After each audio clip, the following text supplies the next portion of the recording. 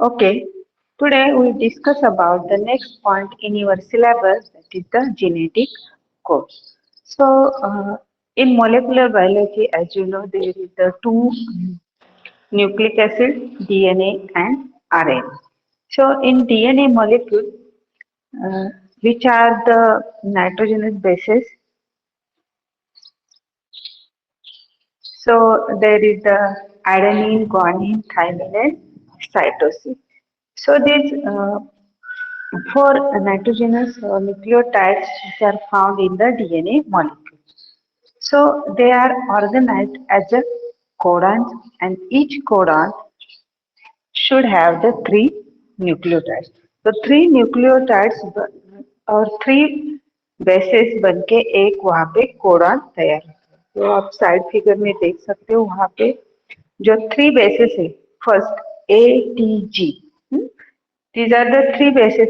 Three basis के लिए वहाँ पे कोड वन कोड वहाँ पे तैयार होता है.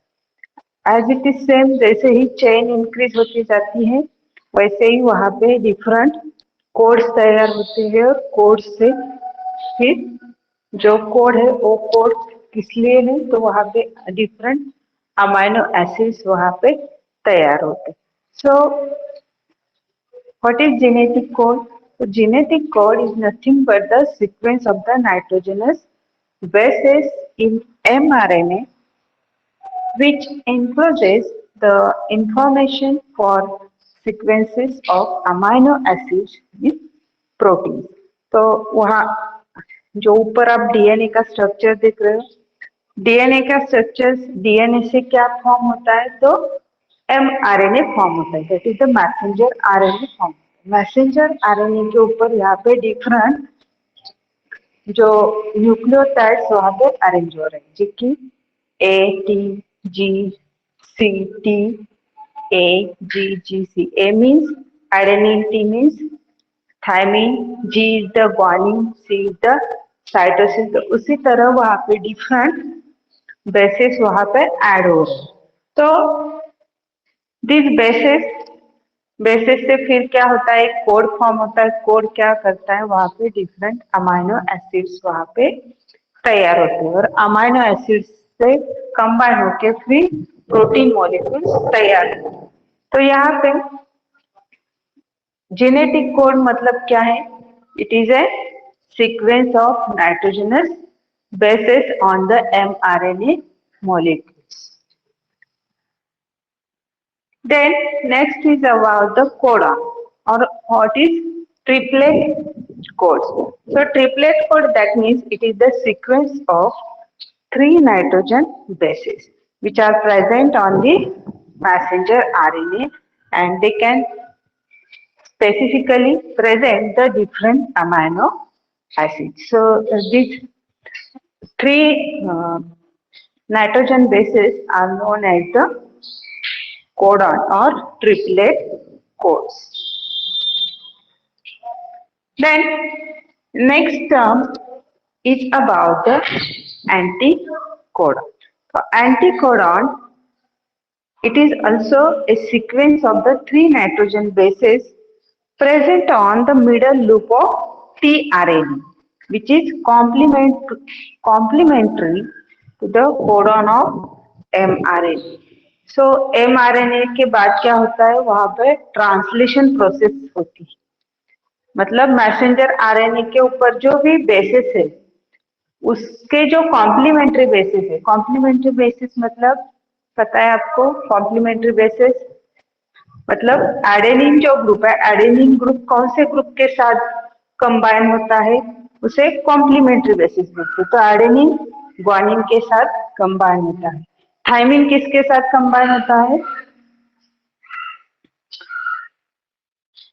थाइमिन किसके साथ कंबाइन होता है? तो जो साइटोसिन है और यूरासिल है उसके साथ वो कंबाइन होता है. तो उसके हिसाब से जो भी कॉम्प्लीमेंट्री बेसिस है, कॉम्प्लीमेंट्री जो mRNA को जो tRNA के ऊपर जो भी कॉम्प्लीमेंट्री बेसिस ऐड होते हैं उसे बोलते हैं एंटी कोडॉन. तो फिगर में आप देख सकते हो, नीचे आपको ब्लू लाइन में वहां पे मैसेंजर आरएनए की लाइन निकाली, that is 5' to 3 dash.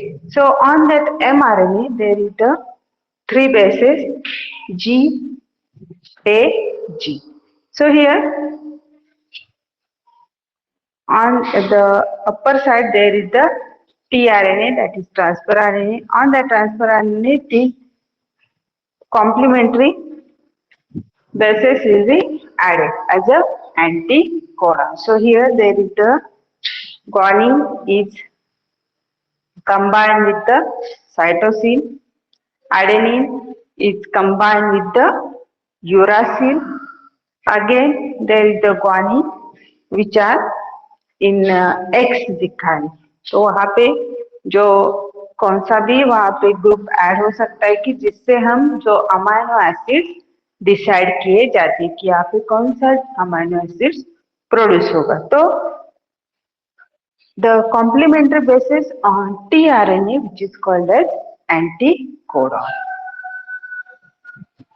Then next is about the properties of genetic code.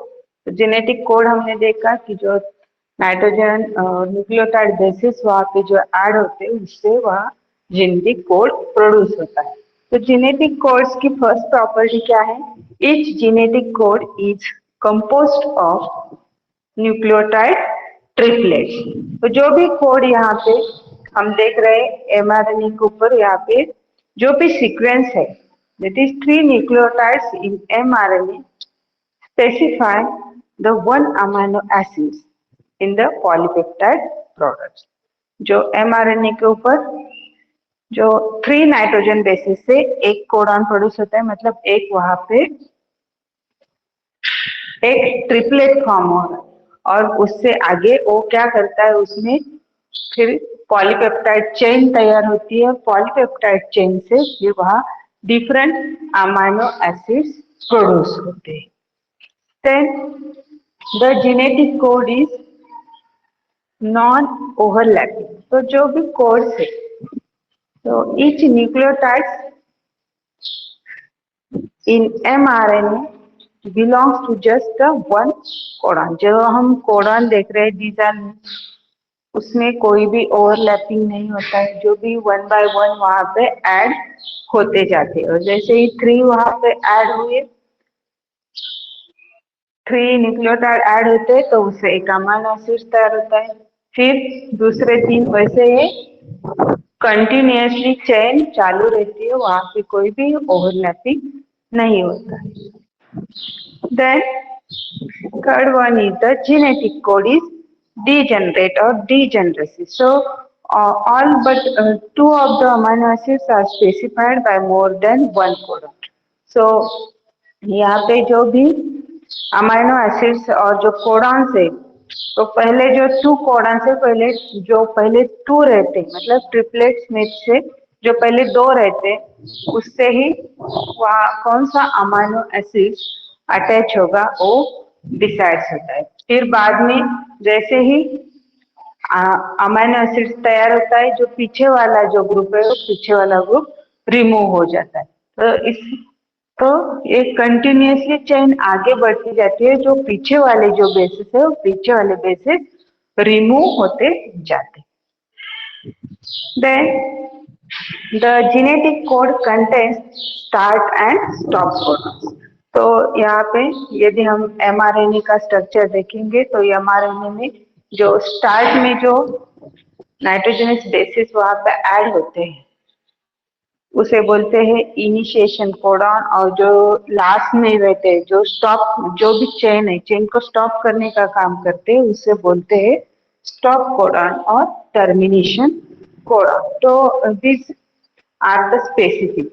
वो आगे मैं बताऊंगी कौन से जो यहाँ पे कोडॉन से वो स्टार्ट कोडॉन से और कौन से स्टॉप कोडॉन से. Then genetic code is nearly universal. That means in all type of organisms, viruses or plants, animals, in that all these codon will be similar and they produce a similar type of amino acids. Some little exceptions but in all organisms these codon systems will be similar. Then next question is about what is initiation codon and termination codon. So in this slide you have seen the structure of mRNA. जो हम आपको दिख रहा है वो है mRNA का structure. So in that there is the 5' to 3'. At the 5' on mRNA there is the cap, and at the 3' end there is the poly A state. So these initiation codons are added after the cap, and the termination codon is add at the before the poly A tail. तो यहाँ पे what is initiation codon? So initiation codon, that means they can initiate the protein synthesis. Protein synthesis जो process है protein synthesis process जो codon start करते हैं उसे बोलते हैं initiation codon. So mostly this initiation codons are present at the beginning of the mRNA, and in most cases it is AUG codon. So initiation codon, what is initiation codon? AUG. In all types of organisms, AUG is the initiation codon. Then what is termination codon? So termination codon, that means they can terminate the protein synthesis. Protein synthesis process stop करने का काम ही terminates codon करते. So these terminates codon always present at the end of messenger RNA, and there are 3 termination codons, that is UAA, UGA and UAG. So these are the termination codon. If in this chain यदि ये 3 nitrogen bases आते हैं तब वहां पे जो भी chain है, जो प्रोटीन सिंथेसिस में जो अमीनो एसिड जहाँ पे बाइंड हो रहे हैं वो स्टॉप हो जाते हैं, मतलब प्रोटीन सिंथेसिस प्रोसेस वहां पे एंड की जाती है. स्टार्ट कब होगी? जब वहाँ इनिशिएशन कोडॉन आ जाएंगे तो ऑटोमेटिकली जो प्रोटीन सिंथेसिस प्रोसेस है वो स्टार्ट हो जाती है. So these are initiation codon is the AUG, and termination codon is the UAA, UGA and UAG. So on this mRNA strand there is the at the beginning initiation codons are present, and at the end there is the termination codons are present. Then next term is the degeneracy in the genetic code. So you have to see in the slide at the right hand there is the genetic code table. तो मैंने अभी बताया आपको जो भी code है वहाँ polypeptide chain में जो भी कोड्स ऐड होते हैं उसकी वजह से वहाँ पे जो अमीनो एसिड्स प्रोड्यूस होते हैं. तो how many numbers of amino acid? So there is the 20 amino acids, but in 20 amino acids if you can see उसमें से हम जो स्टॉप कोडॉन है स्टॉप कोडॉन साइड को रखेंगे, that is the UAA जिसको स्क्वायर बॉक्स दिया है UAA, UAG एंड UGA. यदि ये आएंगे तो चेन स्टॉप हो जाएगी, मतलब उसका मतलब वो वहां पे अमीनो एसिड्स प्रोड्यूस नहीं करते. Then initiation codon that is AUG, जो कि उसका नाम है मिथियोनाइन. तो यदि मिथियोनाइन वहां पे होता है मतलब ऐड होता है तो जो साइकिल है और जो अमीनो एसिड्स वहां पे प्रोड्यूस होते जाते हैं. सो along this stop and initiation codon other are the different codes, and these codes represent the different amino acids. तो यहाँ पे आप देख सकते हो फर्स्ट आप देखो फर्स्ट स्क्वायर में U U U UUC।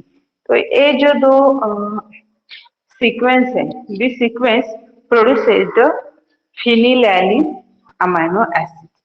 यदि ये दोनों आते हैं तो उससे कौन सा अमाइनो एसिड प्रोड्यूस होता है, तो फिनिलैलिन। देन सेकंड दूसरा है UUA UUG। तो ये क्या प्रोड्यूस करते हैं, तो लूसीन करते हैं। तो आपके दिमाग में आएगा कि यहाँ पे दो कोड्स दिए हैं और दो कोड से एक ही अमाइनो एसिड कैसे आइडेंटिफाई करेंगे। तो जो ये ओवल हाइपोथेसिस है, दिस और डीजेनरेसी है, this based on this concept. तो जब भी आप यदि पूरा आप ये टेबल पढ़ोगे तो उसमें आपको नजर आएगा कि जो पहले दो बेसिस है, जो पहले टू लेटर्स और जो बेसिस है वो कैसे आपको सिमिलर दिखेंगे, और जो लास्ट वन है, लास्ट वन खाली आपको चेंज दिखेगा।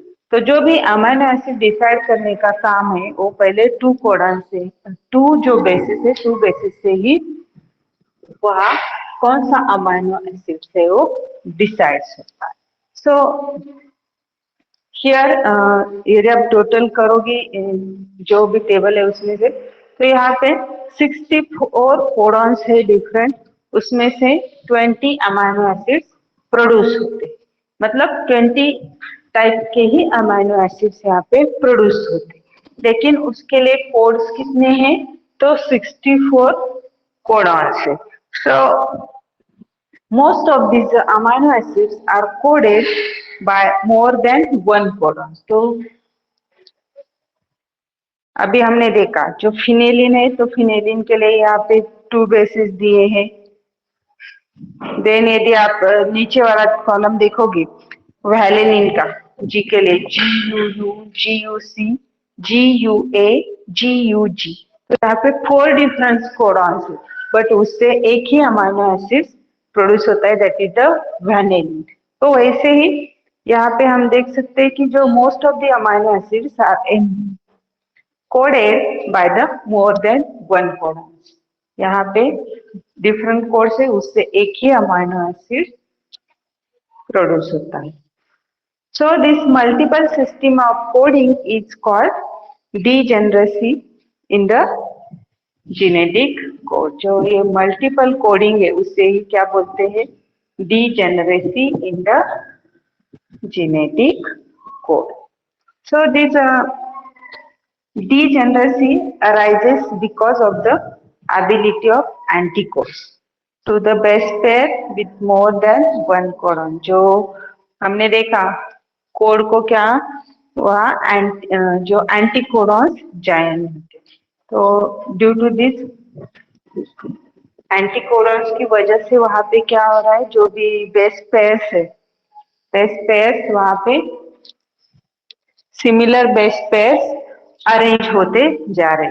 तो this ability, due to the ability of these anticodons, the degeneracy in the genetic code will be occurred. So this is about the degeneracy in the genetic code. Then next term is the Obel hypothesis. So Obel hypothesis, it is also the interesting term in that the scientist Crick, जिन्होंने DNA का discover किया है, तो जो scientist Crick है, this Crick proposed Obel hypothesis, so to describe the degeneracy in the genetic code। जो अभी मैंने टर्म बताया आपको, तो डीजेनरेसी किस वजह से जेनेटिक कोड में होती है वो उन्होंने एक्सप्लेन किया है। So according to the wobble hypothesis, they propose that the first two bases of the codon specify the amino acid। तो उन्होंने क्या सजेस्ट किया है कि जो पहले टू जो बेसिस वहां पे ऐड होते हैं, एंटीकोडॉन्स वहां पे ऐड हो रहे, उससे ही अमाइनो, कौन सा अमाइनो एसिड से वो डिसाइड होगा। They also say that is basis pairing at the third position is not specific.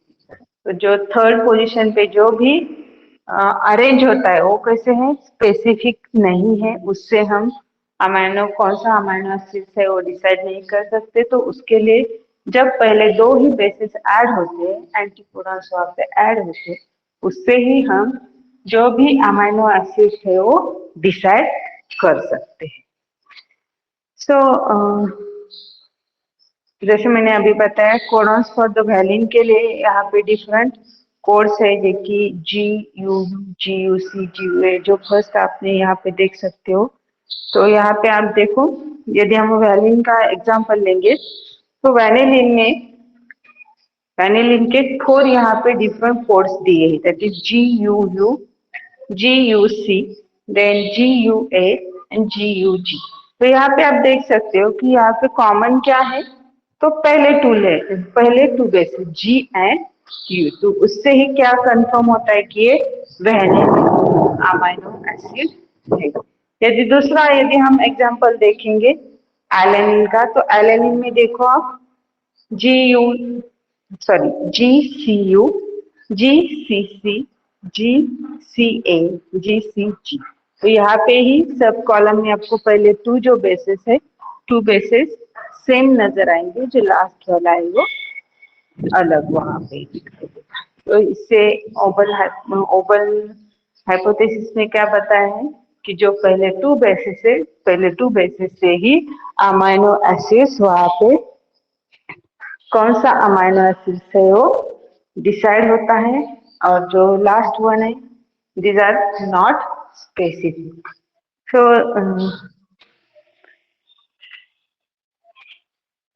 तो यहाँ पे जो फिगर में आप देख सकते हो, यहाँ पे ओबल फेनोमेनन में क्या लिखा है, नॉर्मल पेयरिंग में तो जो लास्ट ग्रुप ही खाली चेंज हो रहा है।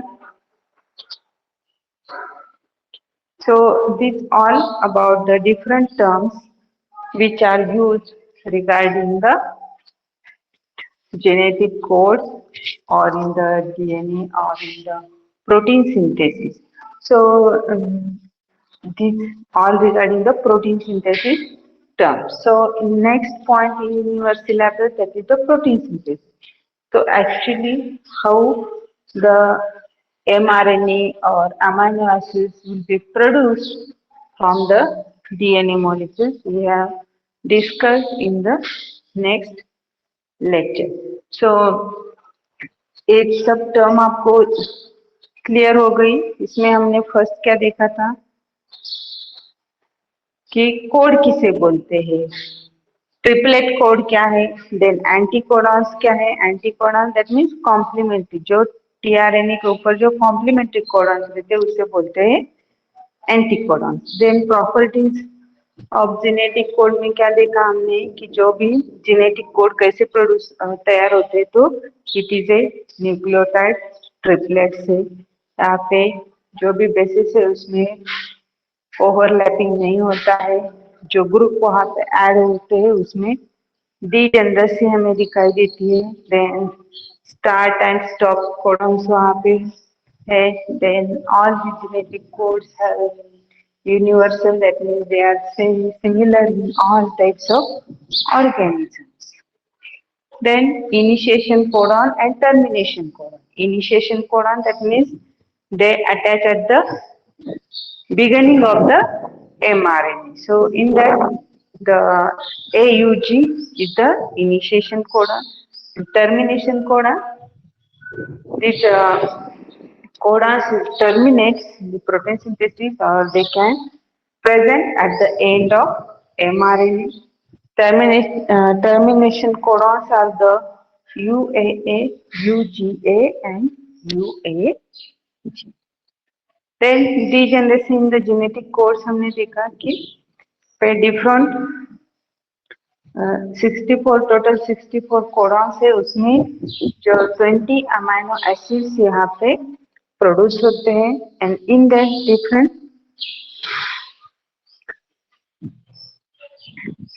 system of coding or these multiple system of coding which is also called as a degeneracy in the genetic code. Then oval hypothesis देखा oval they propose that the first two bases of this codon specify the particular amino acid. So with these different terms, I can close this PPT.